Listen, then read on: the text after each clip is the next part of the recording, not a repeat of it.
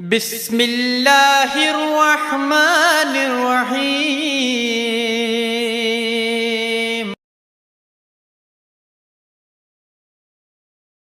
الحمد للہ رب العالمین والصلاة والسلام علی اشرف الانبیاء والمرسلین وعلی آلہ واصحابہ اجمعین۔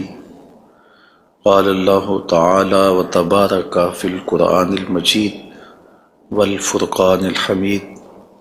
بسم اللہ الرحمن الرحیم۔ والضحیٰ واللیل اذا سجا، صدق اللہ مولانا العظیم وصدق رسولہ النبی الکریم الرؤوف الرحیم۔ اللہم نور قلوبنا بالقرآن وزین اخلاقنا بالقرآن وادخلنا الجنۃ بالقرآن ونجنا من النار بالقرآن۔ قال اللہ تعالی وتبارک فی شان حبیبہ مخبرا وآمرا، ان اللہ وملائکتہ یصلون علی النبی یا ایہا الذین آمنوا صلوا علیہ وسلموا تسلیما۔ الصلاۃ والسلام علیک یا نبی الرحمہ وعلی آلک واصحابک یا رسول الملاحمہ۔ الصلاۃ والسلام علیک یا رسول اللہ وعلی آلک واصحابک یا محبوب رب العالمین۔ تمام حمد و ثنا، تعریف و توصیف اللہ جل مجدہ الکریم کی ذات بابرکات کے لیے، جو خالق کائنات بھی ہے اور مالک شاشہات بھی۔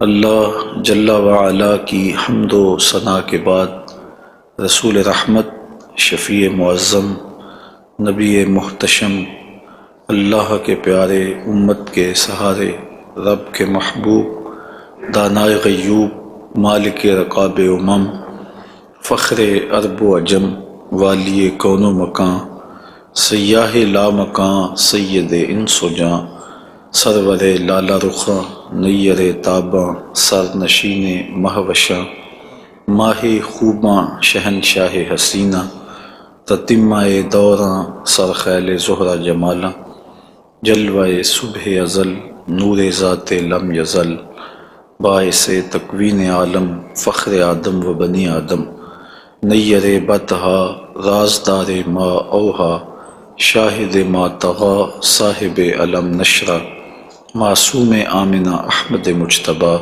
حضرت محمد مصطفیٰ صلی اللہ علیہ وآلہ وسلم کے حضور ناز میں اپنی عقیدتوں، ارادتوں اور محبتوں کا خراج پیش کرنے کے بعد، عالی مرتبت محتشم سامعین، السلام علیکم ورحمۃ اللہ وبرکاتہ۔ ماہ نور ربیع الاول اپنی تمام تر رعنائیوں کے ساتھ جلوہ گر ہوا جا رہا ہے، اور ہم حضور نبی رحمت صلی اللہ علیہ وآلہ وسلم کے شمائل پر کچھ باتیں آپ کے سامنے رکھنا چاہ رہے ہیں۔ اللہ تعالیٰ کلمات حق زبان پہ جاری فرمائے، اور حضور کے جمال جہاں آرا کی برکتوں سے ہماری روحوں میں نکھار پیدا فرمائے۔ علماء نے لکھا ہے کہ حضور کے حلیہ شریف کو بیان کرنے سے دلوں میں حضور کی محبت پیدا ہوتی ہے، اور سننے والوں کو، بیان کرنے والوں کو حضور کا پیار ملتا ہے، حضور کی محبت ملتی ہے، اور اس کی برکت سے حضور کے دیدار کی دولت بیدار بھی نصیب ہو جاتی ہے۔ ہماری آرزو ہے کہ ہم آقا و مولا حضور ختم المرتبت صلی اللہ علیہ وآلہ وسلم کے شمائل کا درس سنیں، بیان کریں، ہماری بھی قسمت جاگے، زندگی میں وہ شب بھی آئے کہ آنکھیں بند ہوں اور مقدر جاگ اٹھے، اور میں سو جاؤں یا مصطفیٰ کہتے کہتے، کھلے آنکھ صلی علی کہتے کہتے۔ باقی جہاں تک حضور کے شمائل کو بیان کرنے کا حق ہے، وہ کوئی بھی نہیں کر سکتا۔ ہم تو 14 صدیوں کے فاصلے پہ ہیں۔ جن لوگوں نے حضور کو دیکھا، وہ بھی حضور علیہ السلام کا حلیہ بیان کرنے سے اپنے آپ کو قاصر سمجھتے ہیں۔ فرماتے ہیں ہمارے میں طاقت نہیں کہ ہم حضور کا حلیہ بیان فرمائیں۔ چند اصحاب نے حضور کا حلیہ بیان کیا، بلکہ صحابہ ایک دوسرے سے پوچھتے تھے حضور کیسے تھے؟ میاں تم نے نہیں دیکھا؟ کہا دیکھ کر بھی نہیں دیکھا۔ ہمت ہی نہیں تھی کہ حضور کے جمال جہاں آرا کو آنکھ بھر کے دیکھ سکے۔ جن لوگوں نے حضور کا حلیہ بیان کیا ہے یہ وہ لوگ ہیں جنہوں نے یا تو حضور کو بچپن میں دیکھا ہے یا بہت قریب رہے ہیں اور حضور کو سوئے ہوئے دیکھا ہے، تو وہ حضور کا حلیہ بیان فرماتے ہیں۔ حضرت حسان بن ثابت رضی اللہ تعالی عنہ حضور کا حلیہ بیان فرماتے ہیں، کہتے ہیں کہ میں جو حضور کے شمائل کو تمہارے سامنے رکھتا ہوں تو اس کی وجہ یہ ہے کہ مجھے حضور کو دیکھنے کا ایک طریقہ آ گیا تھا، اور وہ یہ کہ فلما نظرت الی انوارہ فودعت کفی علی عینی خوفا من ذہاب بصری، تو میں اپنی آنکھوں پہ انگلیاں رکھ کے انگلیوں کی اوٹ سے حضور کے چہرے کو دیکھتا تھا کہ حضور کے جلووں کی چمک سے میری آنکھوں کی بینائی نہ جاتی رہے۔ یہ کون کہہ رہے ہیں؟ حضرت حسان بن ثابت رضی اللہ تعالی عنہ۔ اور آپ سارے اچھی طرح جانتے ہیں کہ حضرت حسان بن ثابت شاعر ہیں، اور شاعر حسن دیکھنے میں بڑا دلیر ہوتا ہے، اور وہ جو شاعر ہے اور حسن دیکھنے میں دلیر ہے وہ بھی آنکھوں پہ انگلیاں رکھ کے دیکھ رہا ہے، اور ابھی یہ حسن ظاہر نہیں ہوا۔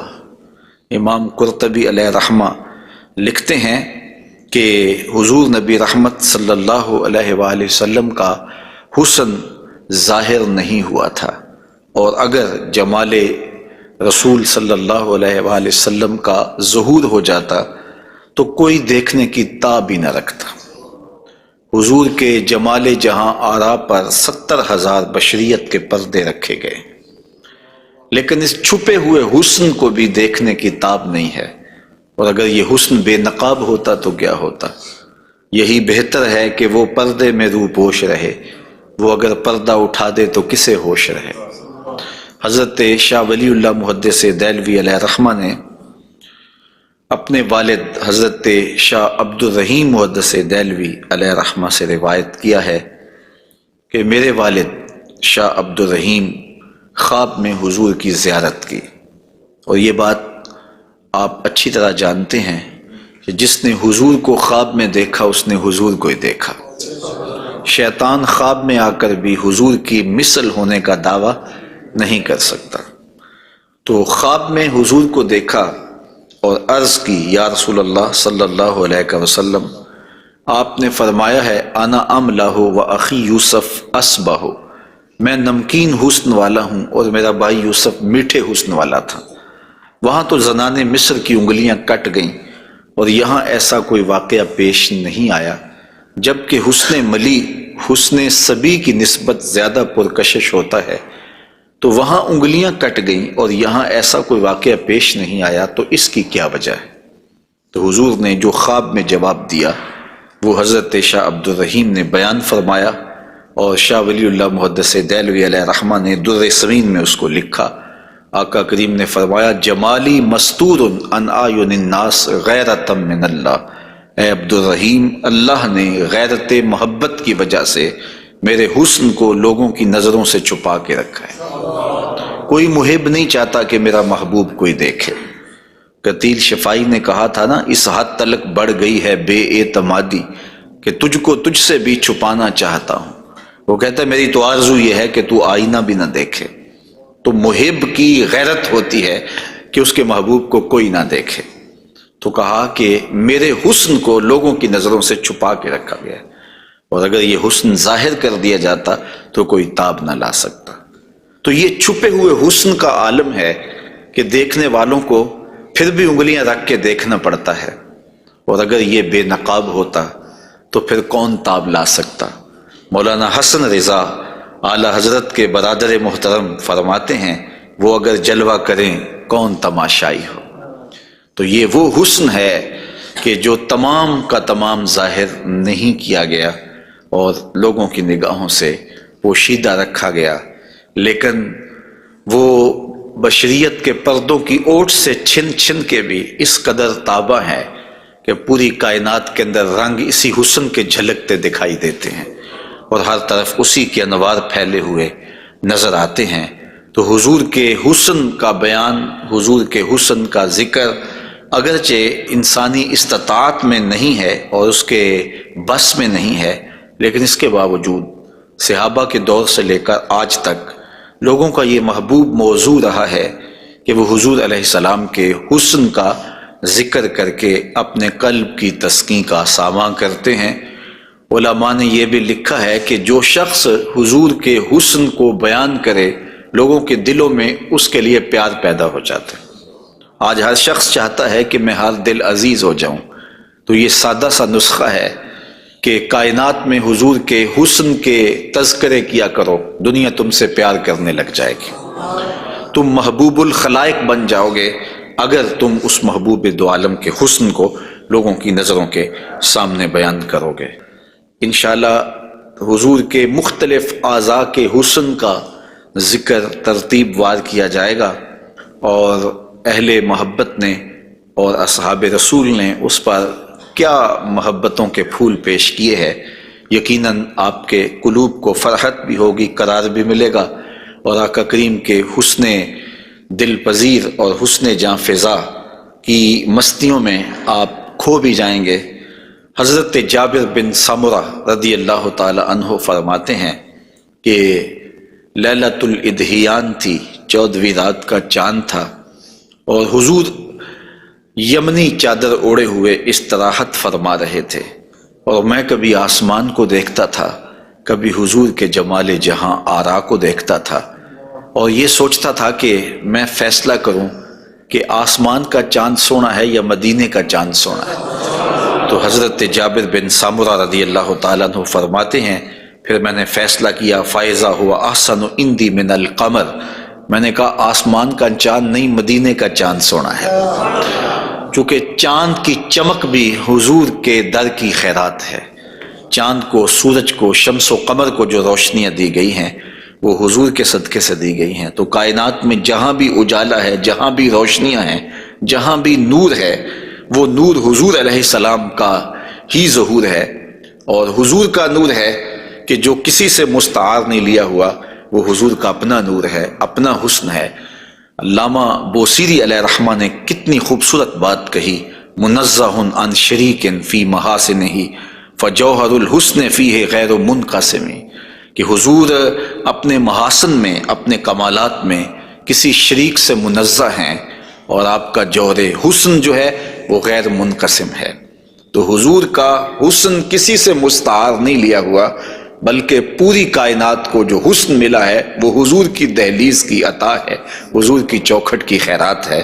تو زمانہ چمک رہا ہے تو حضور کے انوار سے، اور بریلی سے آج بھی آواز آ رہی ہے، چمک تجھ سے پاتے ہیں سب پانے والے، میرا دل بھی چمکا دے چمکانے والے۔ تو ساری روشنیاں اسی دہلیز سے پھوٹتی ہیں، اسی در سے پھوٹتی ہیں، سارے اجالے اسی چوکھٹ سے نکلتے ہیں۔ اللہ نے اپنے محبوب علیہ السلام کو جو حسن دیا، جو جمال دیا، حضرت برا بن عازب رضی اللہ تعالیٰ عنہ بیان فرماتے ہیں، امام بخاری و مسلم نے اس کو روایت کیا ہے، کان رسول اللہ صلی اللہ علیہ وسلم احسن الناس وجہا، کائنات میں جتنا سونا چہرہ میرے حضور کا تھا کسی کا تھا ہی نہیں، سب سے زیادہ سونا اور خوبصورت چہرہ اللہ نے اپنے محبوب کو عطا کیا ہے۔ اور حضرت ابو ہریرہ رضی اللہ تعالی عنہ سے معروف روایت ہے جس کو امام ترمذی نے اور باقی محدثین نے روایت کیا ہے، حضور فرماتے ہیں حضرت ابو ہریرہ، ما رأیت شیئا احسن من رسول اللہ صلی اللہ علیہ وسلم، میں نے حضور سے سونا کوئی دیکھا ہی نہیں۔ اور حضرت حسان بن ثابت کہتے ہیں کہ آج تک کسی ماں نے ایسا سونا جنم ہی نہیں دیا، سونا دیکھتے کیسے، کسی ماں نے ایسا جنم ہی نہیں دیا۔ حضرت ابو ہریرہ نے ایک موقع پہ فرمایا کہ کل قمر لیلۃ البدر لم ارا قبلہ ولا بعدہ مثلہ، کیا پوچھتے ہو 14ویں رات کا چمکتا ہوا چاند تھے میرے حضور۔ پھر کہتے ہیں نہیں حضور جیسا نہ پہلے دیکھا ہے نہ بعد میں دیکھا۔ تو حضرت حسان بن ثابت فرماتے دیکھتے کیسے، کسی ماں نے جنم دیا ہوتا تو دیکھتے، خدا نے وہ سچائی پن چھڑیا جہدے وچ محمد نو ٹالیا سی۔ حسینہ جمیلہ دا منہ موڑ دیتا، محمد بنا کے قلم توڑ دیتا۔ تو اللہ تعالیٰ نے ایسا پیکر تراشا ہے، ایسی صورت بنائی ہے کہ جس کی مثل کائنات کے اندر نہ کوئی دوسری صورت ہے، اور میرے محبوب کے جمال جیسا نہ کوئی دوسرا جمال ہے۔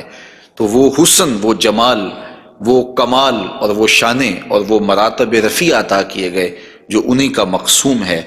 حضور کا پورا جسم انور اور حضور کا وجود مسعود برکتوں سے مالا مال تھا، اور حسن اور جمال کا آئینہ دار تھا۔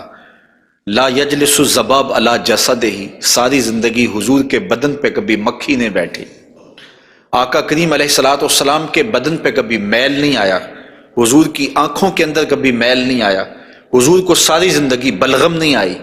آقا کریم کی مبارک بغلیں بے بال تھیں اور بالکل باقی جلد کی طرح سفید تھیں۔ حضور علیہ السلام کا لعاب شہد سے زیادہ میٹھا تھا اور کستوری سے زیادہ خوشبودار تھا۔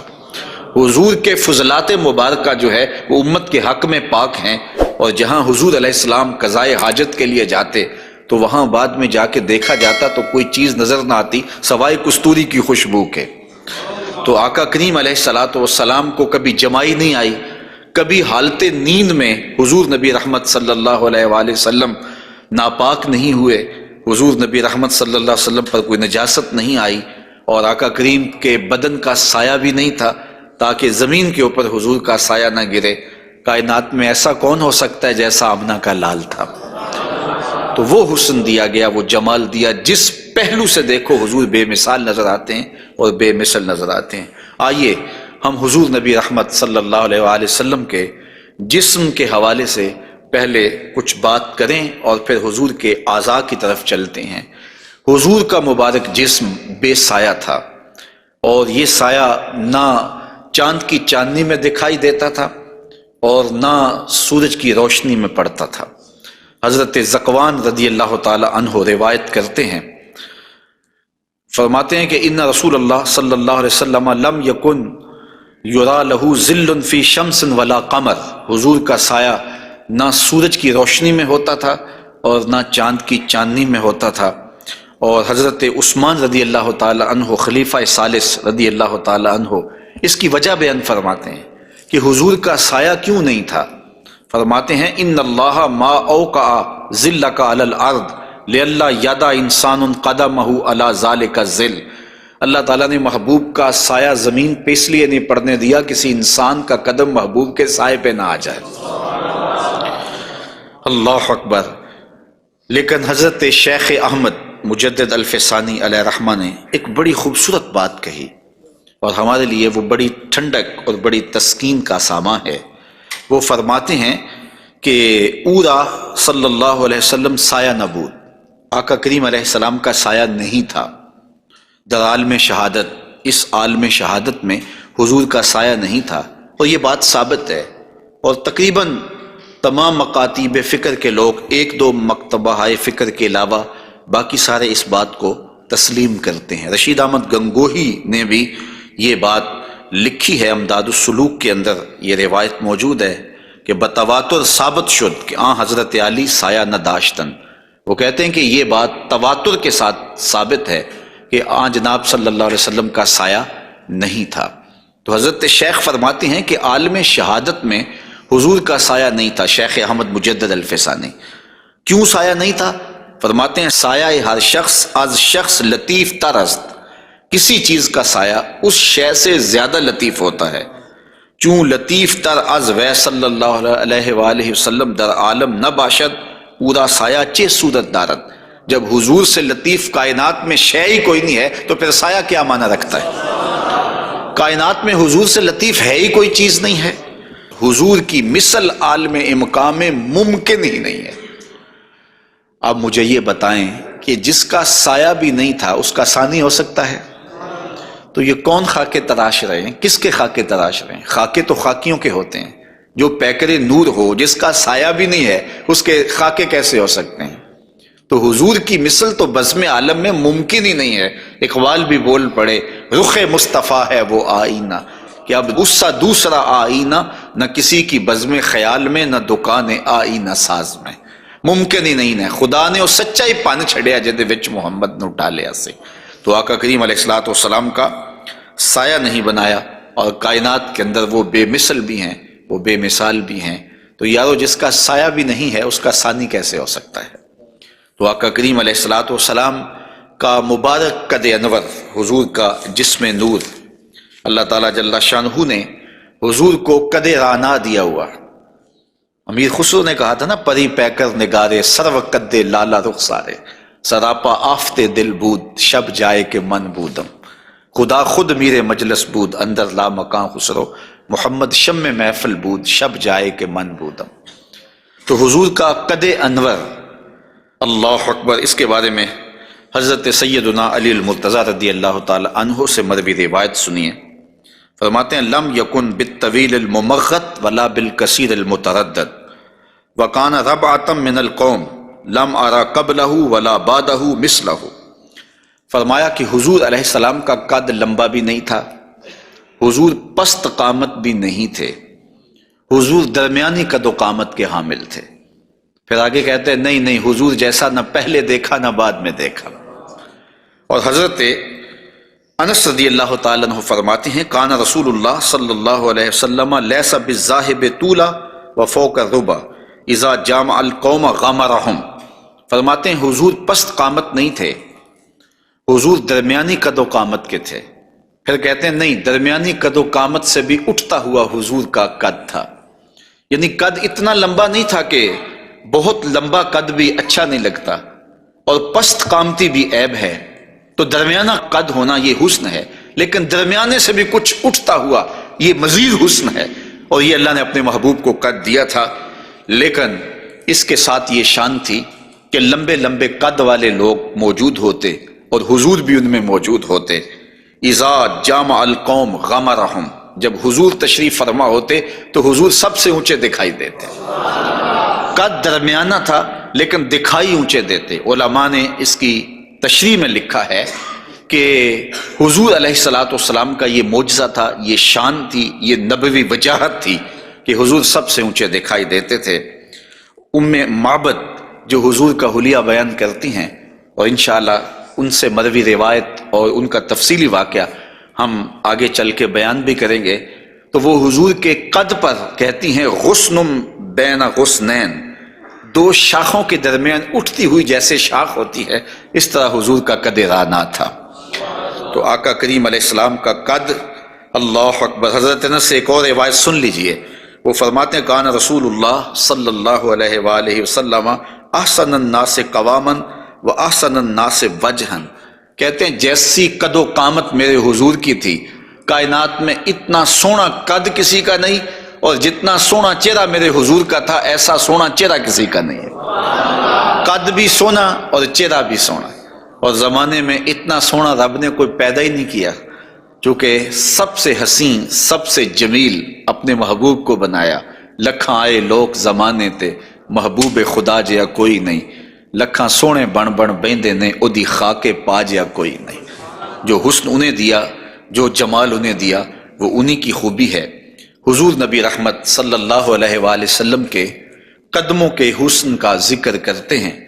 حضرت نبی رحمت صلی اللہ علیہ وآلہ وسلم کے مبارک قدموں کی جو ہتھیلیاں تھیں وہ پرگوشت تھیں، اور انگلیاں قوی بھی تھیں، مضبوط تھیں اور خوشنما تھیں، اور مبارک تلوے گہرے تھے اور صاف تھے، نرم تھے اور چکنے تھے، اگر ان پر پانی ڈالا جائے تو پانی بہہ جاتا، اور جب آقا کریم چلتے تو حضور ایسے لگتا جیسے بلندی سے نیچے اتر رہے ہیں۔ وقار کے ساتھ حضور قدم زور کے ساتھ اٹھاتے اور وقار کے ساتھ آگے بڑھاتے، اور یوں محسوس ہوتا کہ جس طرح بلندی سے حضور نیچے کی طرف آ رہے ہیں۔ آقا کریم علیہ الصلوۃ والسلام بہت تیز چلتے نہیں تھے، لیکن ایسے لگتا تھا جس طرح زمین حضور کے لیے لپیٹ دی گئی ہے، اور اگر لوگ حضور کے ساتھ چلنا چاہتے تو حضور کے ساتھ چل نہیں سکتے تھے۔ اللہ نے اپنے محبوب کو وہ رفتار عطا فرمائی، زمین بھی سمیٹ دی گئی تھی حضور کے لیے، اور وقت بھی سمیٹ دیا گیا تھا حضور کے لیے۔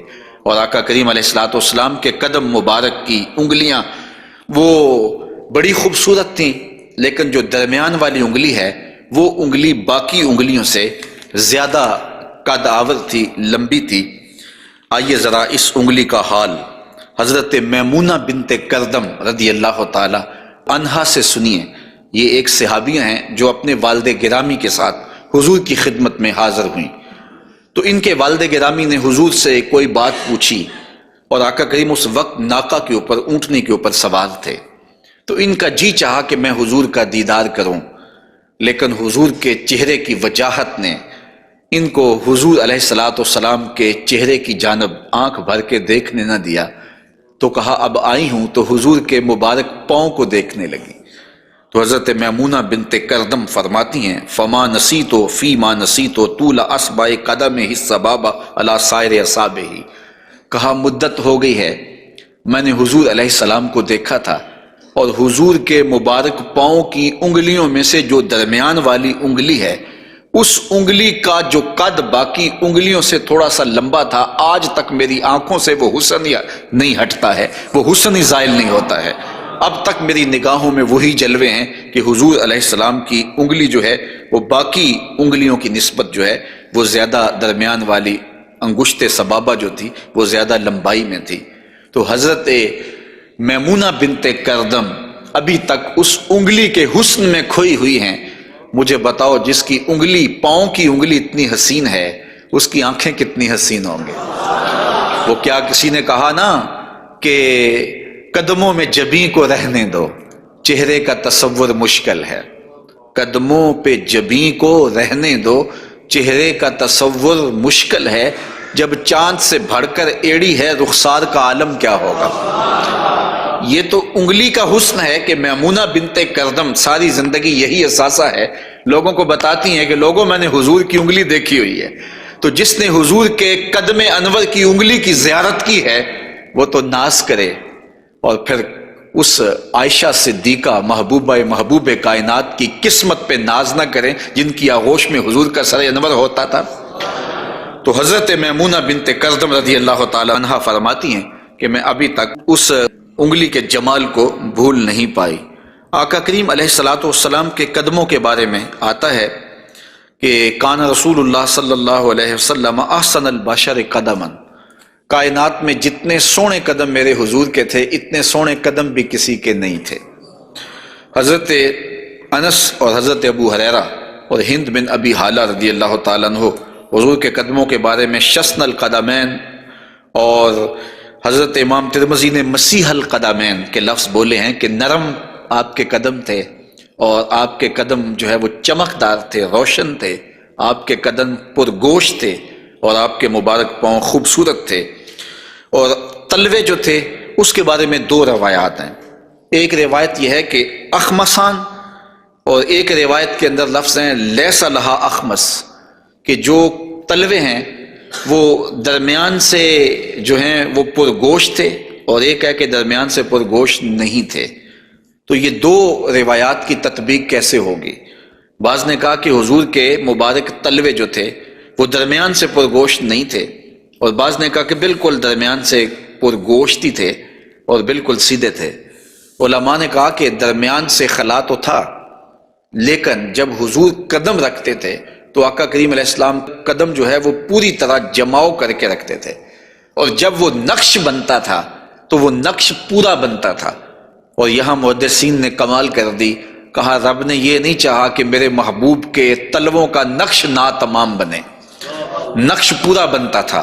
تو جنہوں نے نقش کو دیکھ کر تلووں کا اندازہ لگایا انہوں نے کہا کہ نہیں، وہ تلوے بالکل برابر تھے اس لیے کہ نقش پورا بنتا تھا، اور جنہوں کو تلوے دیکھنے کی سعادت نصیب ہو گئی تو انہوں نے کہا نہیں، ہم نے دیکھے ہیں کہ جو ہے وہ درمیان میں جو ہے وہ کم گوشت تھا اور اطراف میں گوشت زیادہ تھا۔ تو صحابہ نے حضور کے تلووں کے بارے میں یہ رائے بیان فرمائی ہے۔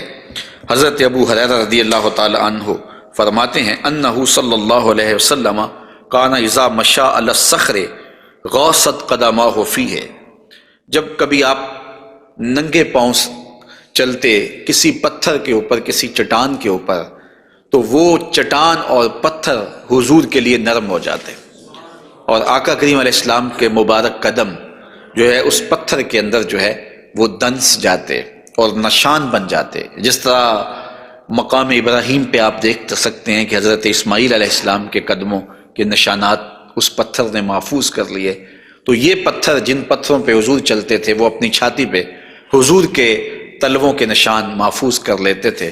سلطان قاتبائی نے باقاعدہ ایک ایسا پتھر جس پر حضور کے قدموں کے نشانات موجود تھے وہ 20,000 دینار میں اس زمانے میں خریدا اور خرید کے ساری زندگی اپنے پاس رکھا اور مرنے سے قبل وصیت کی کہ جب میں مر جاؤں تو یہ پتھر میری قبر کے سرہانے لگانا.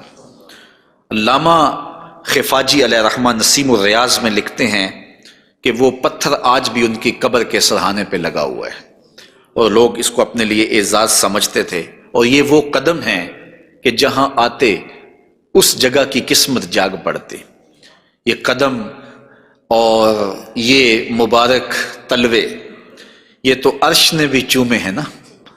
اعلیٰ حضرت نے کیا خوب کہا، زہ عزت و اے تلائے محمد کہ ہے عرش حق زیر پائے محمد. کہ عرش حق حضور کے قدموں کے تلے تھا اور یہ تلوے وہاں عرش الہی پہ لگے ہیں. اور یہ وہی تلوے ہیں جو حضرت جبریل امین کو چومنے کی سعادت بھی ملی ہے. جب معراج کی شب حاضر ہوئے تو محبوب استراحت کر رہے تھے تو جبریل عرض گزار ہوئے کہ محبوب تیرا نبی تو سویا ہے.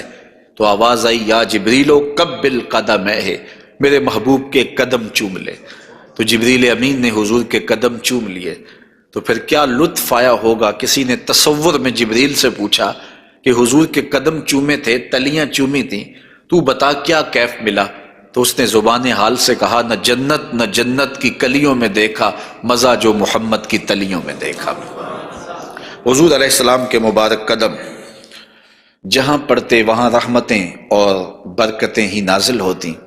ذی المجاز کی منڈی میں اپنے چچا کے ساتھ حضرت علی المرتضیٰ رضی اللہ تعالیٰ عنہ کے والد جناب ابو طالب کے ساتھ حضور جا رہے تھے. انہوں نے کہا کہ مجھے تو بڑی سخت پیاس لگی ہے. تو آقا کریم علیہ الصلوۃ والسلام نے سواری سے اتر کے زمین پر زور سے اپنا پاؤں مارا. تو جب آپ نے پاؤں مارا تو چشمہ پھوٹ پڑا اور اپنے چچا سے کہا کہ یہاں پانی پی لیجیے گا.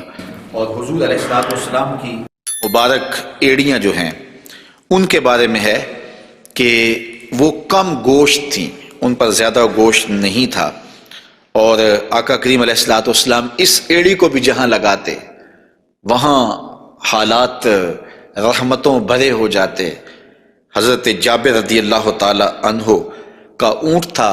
ایک سفر میں وہ حضور کے ساتھ تھے کہ وہ تھک گیا اور اس سے چلا نہیں جاتا. حضور کی سواری گزری تو انہوں نے عرض کی، یا رسول اللہ صلی اللہ علیہ وسلم یہ میرا اونٹ ہے اور تھک گیا ہے اور میں قافلے کے ساتھ کیسے سفر کر سکتا ہوں. تو آقا کریم علیہ السلام نے اپنی ایڑی سے اس کو ٹھوکر لگائی. فناشطا حتی کانا لا یملک زمامہ، وہ اتنا تیز ہوا کہ پھر اس کی باگ سنبھالی نہیں جاتی تھی.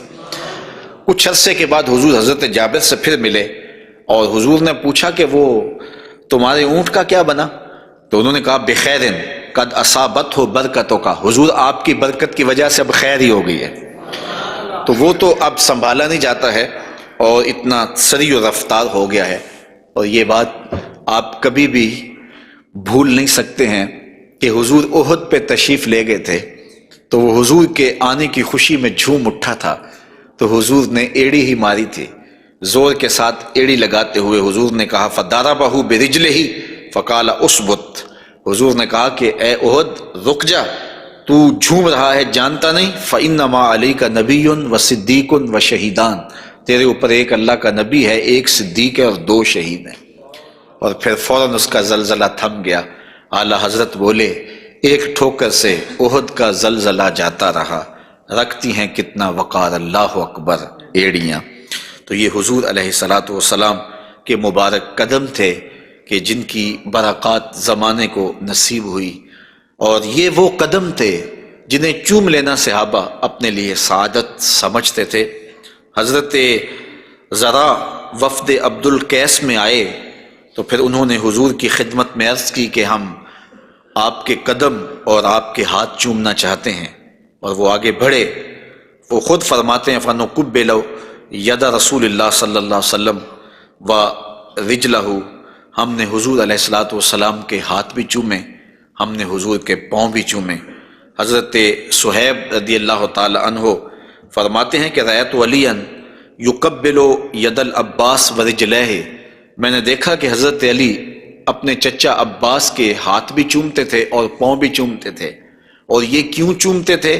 اس کی وجہ ایک دیگر حدیث میں حضرت ثابت رضی اللہ تعالی عنہ حضرت انس کے پاس آئے اور انہوں نے آ کے حضرت انس سے پوچھا، کیا تم نے اس ہاتھ کو حضور کے ہاتھ سے مس کیا ہوا ہے؟ تو حضرت انس نے کہا، کیوں نہیں، یہ سعادت مجھے ملی ہے کہ ان ہاتھوں نے حضور کے وجود کے بوسے لیے ہیں اور حضور کے وجود کو چھوا ہے۔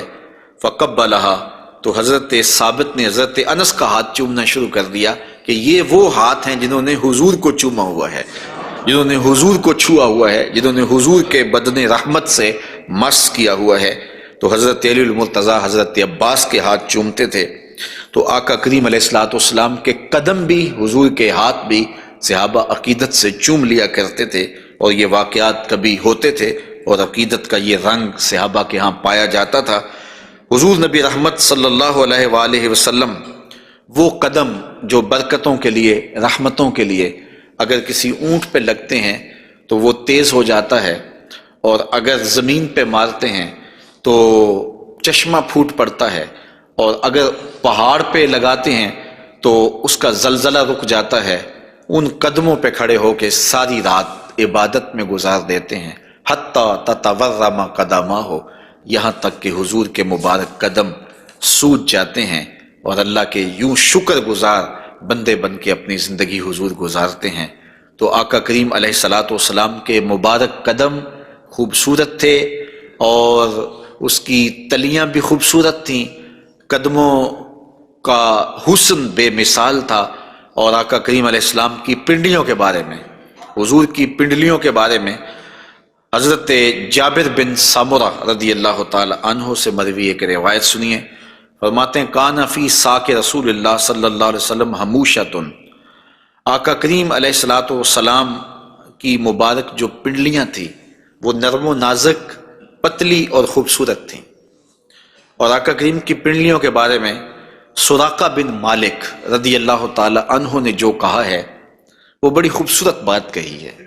آپ سمجھتے ہیں، آپ جانتے ہیں کہ جب حضور مکے سے ہجرت فرما کے مدینہ تشریف لے گئے تو 100 سرخ اونٹ انعام حضور کی گرفتاری کے لیے رکھا گیا۔ تو سراقہ بن مالک بھی حضور کو گرفتار کرنے کے لیے حضور کا پتہ اور حضور کی تلاش میں نکلا تھا اور حضور کو ڈھونڈ رہا تھا۔ خیر، ایک مقام پہ حضور علیہ السلام سے ملاقات ہو گئی، تو یہ اپنے اس برے ارادے سے حضور کی طرف بڑھا تو اس کا اونٹ جو ہے وہ گھٹنوں تک زمین میں دنس گیا۔ اس نے معذرت کی، حضور نے دعا دی، وہ اونٹ باہر نکل آیا تو اس کی پھر نیت بدل گئی، تو پھر دوبارہ اونٹ جو ہے وہ گھٹنوں تک دنس گیا۔ خیر، اس نے دوبارہ معذرت کی اور حضور سے کہا کہ آپ مجھے امان نامہ لکھ کے دیں۔ تو حضور نے ان کو امان نامہ دے دیا اور فرمایا کہ تو مجھے گرفتار کرنے کے درپے ہے اور میں تیرے ہاتھوں میں کسرا کے کنگن دیکھ رہا ہوں۔ تو یہ واپس پلٹ آئے، تو انہوں نے اس وقت حضور علیہ السلام کو دیکھا، تو یہ حضور کے حسن کا اور حضور کی پنڈلیوں کا ذکر کرتے ہیں، کیونکہ حضور سواری پہ تھے اور حضور کی پنڈلیاں انہیں دکھائی دی۔ تو حضرت سراقہ بن مالک کہتے ہیں کہ فلما دنوت منہ، جب میں حضور کے نیڑے ہوا اس نیت سے کہ میں حضور کو گرفتار کروں، وہو علی ناقتہ، تو حضور اپنی اونٹنی کے اوپر سوار ہیں۔ تو پھر کیا ہوا؟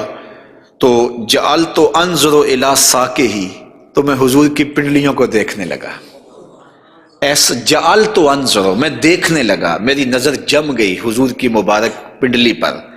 وہ کس طرح کہ اتنی خوبصورت تھی، کہتے ہیں کأنہا جمارہ، پنڈلی ایسے تھی جس طرح جمارہ ہوتا ہے۔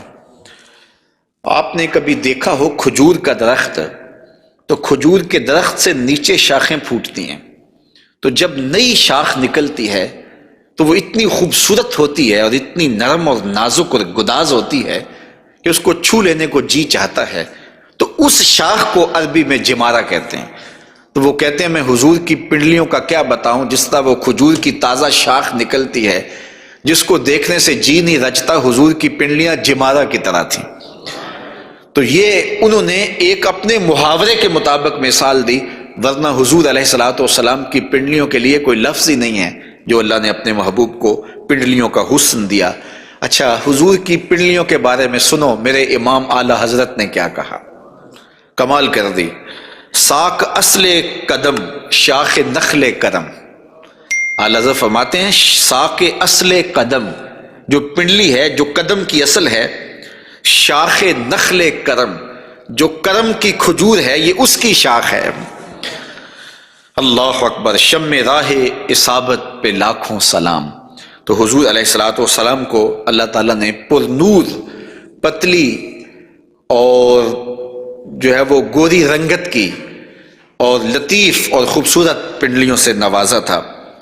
اور حضور کے زانوئے منور کے بارے میں حضرت علی المرتضیٰ رضی اللہ تعالیٰ عنہ فرماتے ہیں دخم الکرادیس، رسول کریم صلی اللہ علیہ وآلہ وسلم کے مبارک زانوئے نور کے بارے میں دخم الکرادیس کے لفظ بھی ہیں، اور دوسری روایت مروی ہے سعد ابن ابی شیبہ سے، اس میں لفظ ہیں کان رسول اللہ صلی اللہ علیہ وسلم جلیل المشاش، آقا کریم علیہ الصلوۃ والسلام کے زانو مبارک مضبوط تھے، پرگوشت تھے اور خوبصورت تھے۔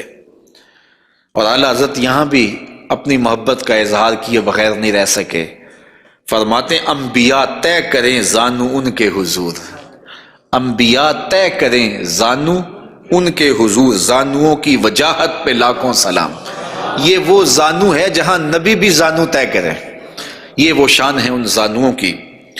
حضور نبی رحمت صلی اللہ علیہ وآلہ وسلم کے مبارک قد انور کے فضائل بھی آپ نے سنے، حضور نبی رحمت صلی اللہ علیہ وآلہ وسلم کی پنڈلیوں کا تذکرہ بھی سنا، حضور کے پائے نور کی باتیں بھی آپ نے سنی، اور اب آقا کریم علیہ الصلوۃ والسلام کے بطن اقدس اور حضور علیہ الصلوۃ والسلام کے پہلوؤں کا ذکر آپ کے سامنے کیا جاتا ہے۔ لیکن اگر آپ چاہیں تو ایک چائے میں بھی پی لوں اور ایک آپ بھی پی لیں۔